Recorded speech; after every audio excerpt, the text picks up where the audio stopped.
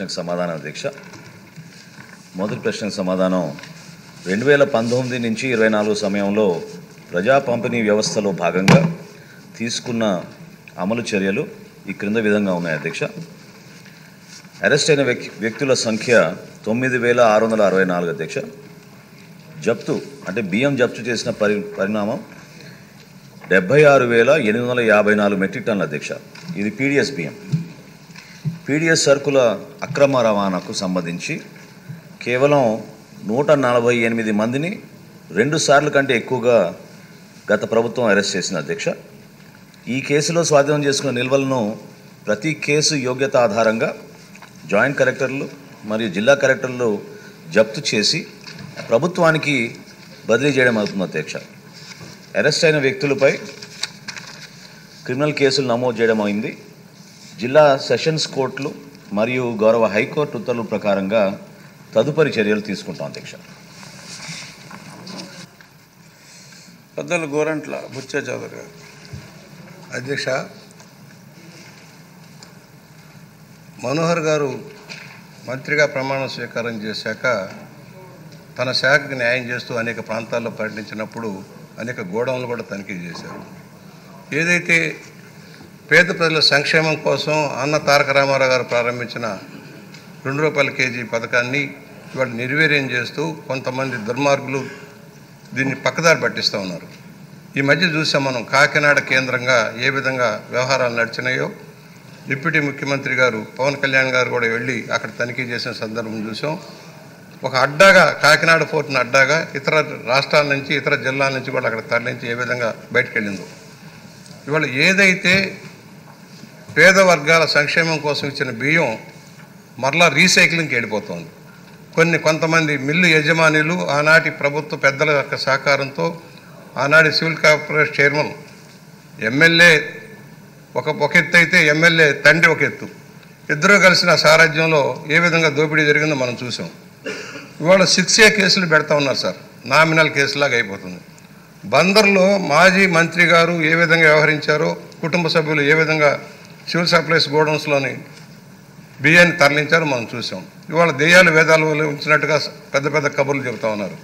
నేను అడుగుతూ ఉన్నా, అసలు రాష్ట్రంలో రేషన్ కార్డులకు సప్లై చేస్తున్న రేషన్ ఎంత?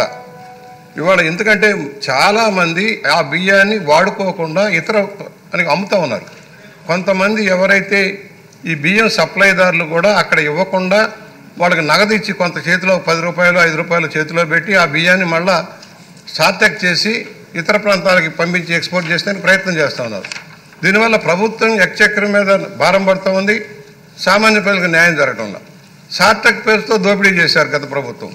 ఇవాళ ఇంటింటికి బియ్యం సప్లై చేస్తూ ఉన్నారు అధ్యక్ష. ఇంటింటికి సప్లై చేస్తామని ₹1600 కోట్ల ఖర్చు పెట్టి అయ్యగారి సుందర ముఖార విందం బొమ్మలు వేశారు. అది దగ్గర పిచ్చి పరాకాష్ఠ చేరిన గత ముఖ్యమంత్రి గారు చేసిన నిర్వాహకం ఏంటంటే పిల్లలు ఆడుకునే క్రికెట్ కిట్లు వేసుకున్న గార్డులు కింద గార్డు మీద కూడా ఆయన బొమ్మ వేసుకున్నాడు అధ్యక్ష. చిన్నపిల్లలు వేసుకున్న గార్డు మీద కూడా ఆయన బొమ్మ వేసుకున్నాడు. అంత పిచ్చి పరాకాష్ఠకి కేవలం ఆయన ప్రచార ఆర్భాటం కోసం ఇంటింటికి అన్నారు. ఇంటింటికి ఇచ్చారా? గతంలో ఏ రోజునైనా వెళ్ళి తెచ్చుకునేవాళ్ళు, పొలం పనులకు వెళ్ళేవాళ్ళు, ఇతర వృత్తుల మీద వెళ్ళేవాళ్ళు వచ్చి వారికి అనుకూలం సమయంలో బియ్యం తెచ్చుకునేవాళ్ళు. ఇవాళ వాహనాలు అన్నారు, ఆ వాహనాలు నడవట్లా, ఇంటింటికి ఇవ్వటంలా, కేవలం ఒక సెంటర్లో పెడుతున్నారు. పర్యవసానం ఏమవుతుంది? ఈ బియ్యం అంతా కేంద్రీకృతమైన వ్యవస్థను ఏర్పాటు చేశారు దోపిడీకి. అదొక గత ముఖ్యమంత్రి యొక్క సారథ్యంలో నడిచిన అవినీతి చరిత్ర ఇది. దీని మీద ఎందుకంటే అధికారుల పాత్ర ఉంది దీంట్లో. ఎవరైతే సివిల్ సప్లైస్ని నిర్వర్తిస్తున్నారో రెవెన్యూ అధికారుల పాత్ర కూడా లేకుండా ఈ కేసులు నడవద్దు సార్. పోర్టుల దగ్గర కూడా సరైన చెకింగ్ లేకపోవడం దుర్మార్గం. ఏ బియ్యం వెళ్తుంది, ఎక్కడి నుంచి వెళ్తుంది అనేది. ఇవాళ సార్టెక్ పేరుతో దగా చేశారు సార్. ఈ బియ్యం ఎక్స్పోర్ట్కి ఒక సార్టెక్ను ఒక నెపంగా వాడుకున్నారు. ఫోర్టిఫైడ్ బియ్యంలో కూడా దగా సార్. ఈ రాష్ట్రంలో ఫోర్టిఫైడ్ బియ్యం తయారు చేసే సంస్థలు ఉన్నాయి, ఇక్కడ కాదట. ఇతర జిల్లాల వాళ్ళు, ఇతర రాష్ట్రాల వాళ్ళు కావాలట. ఇక్కడ స్మాల్ మీడియం ఇండస్ట్రీ వాళ్ళు బతకాలా అక్కర్లేదా? దానివల్ల స్థానికంగా పనులు అవుతాయి. ఈ సందర్భంగా తమ ద్వారా ఒక విజ్ఞప్తి కూడా చేసిన అధ్యక్ష, రాష్ట్రంలోని ఏ కొనుగోళ్ళైనా ఈ రాష్ట్రంలో తయారైన ఉత్పత్తులు కొనాల్సిన అవసరం ఉంది, సివిల్ సప్లైస్ కానీ ఏ శాఖ అయినా. దానివల్ల ఇక్కడ ఉత్పత్తులకు డిమాండ్ వస్తుంది. జిఎస్టీ కూడా మనకే వస్తుంది సార్. ఇతర రాష్ట్రాలకి ఇతర ప్రాంతాలకి కమిషన్ల కోసం ఇస్తే దాన్ని నష్టపోయేది మన ప్రజలు. వస్తువులు ఉత్పత్తి చేసే చిన్న చిన్న సంస్థలు ముందు దెబ్బతింటూ ఉన్నాయి. కనుక దాని మీద కూడా తమ ద్వారా మనవి చేస్తున్నాను, విజ్ఞప్తి చేస్తున్నాను, ఆలోచన చేయండి. ఒకటి, దీనికి సంబంధించి ప్రధానమైంది ఏ కంపెనీలు ఇవాళ నెపం వేరే వాళ్ళ మీద వేస్తున్నారు. ఛత్తీస్గఢ్ వాళ్ళ మీద, ఒరిస్సా వాళ్ళ మీద వేస్తున్నారు. అసలు ఈ రాష్ట్రంలో జరిగిన రాజకీయ అవినీతి వల్ల జరిగిన పరిణామాల మీద సరైన చర్యలు తీసుకోవాల్సిన అవసరం ఉంది. నేను ఒకటే చెబుతున్నాను, దాని మీద ఏ కంపెనీలు, లావాస్ ఇంటర్నేషనల్, అశోక ఇంటర్నేషనల్, ఎవరు ఈ సంస్థలు, దీని బ్యాక్గ్రౌండ్ ఎవరు, ఎంతెంత సీజ్ చేసాం, సీజ్ చేసిన బియ్యాన్ని ఏం చేస్తూ ఉన్నాం, ఓడలు బయట నుంచి వచ్చిన ఓడలు నిలవబెడితే డెమరేజ్లు మళ్ళీ మనమే కట్టుకోవాలి అధ్యక్ష. డెమరేజ్ మన మీద పడుతుంది. ఆ పరిణామాలు లేకుండా ముందుగానే చెక్ చేసుకోవాల్సిన అవసరం ఉంది. ఇవాళ ఎవరైతే దాదాపుగా 1000 కోట్ల రూపాయలు దోచారు అధ్యక్ష, దీంట్లో 1000 కోట్లు దోచారు, ఇంకా జరుగుతాను ఇతర ప్రాంతాల్లో కూడా. నేనేమంటున్నానంటే ఊరికి 6A కేసులు పెట్టి పెనాల్టీ వేయటం కాదు. ఎలాగైతే మనం తెచ్చిన ల్యాండ్ గ్రాబింగ్ చట్టం లాంటి చట్టం తెచ్చి పేద ప్రజల సంక్షేమానికి అడ్డుపడుతున్న, రాష్ట్ర ఎక్స్‌చక్కర్కి నష్టం కలిగిస్తున్న వ్యక్తుల మీద కఠిన చర్యలు తీసుకోవాల్సిన అవసరం ఉంది. పీడీ యాక్ట్లు పెట్టి లోపల పెట్టాల్సిన అవసరం ఉందని సవినయంగా నేను ద్వారా మనవి చేస్తున్నాను. అది చాలా సుదీర్ఘంగా వివరించారు పెద్దలు. సో చేత తర్వాత ప్రశ్నించవలసిన వాళ్ళు సూటిగా మనోహర్ గారిని ప్రశ్నిస్తే ఆయన సమాధానం చెప్తారు. అంతకని ఇంత సుదీర్ఘంగా కాకుండా ప్రశ్నించాలని కోరుకుంటూ కోన రవికుమార్ గారు. నమస్కారం అధ్యక్ష. అధ్యక్ష, గౌరవ మంత్రి గారికి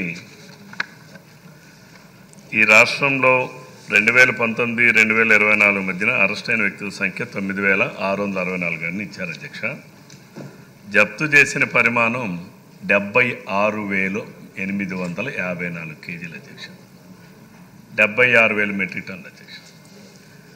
కొన్ని వేల కోట్ల రూపాయలు విలువ చేసేటటువంటిది గడచిన 5 సంవత్సరాల్లో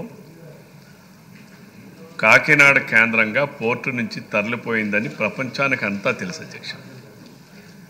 గౌరవ మంత్రి గారికి నేను 3 సూచనలు అధ్యక్ష. ఒకటి,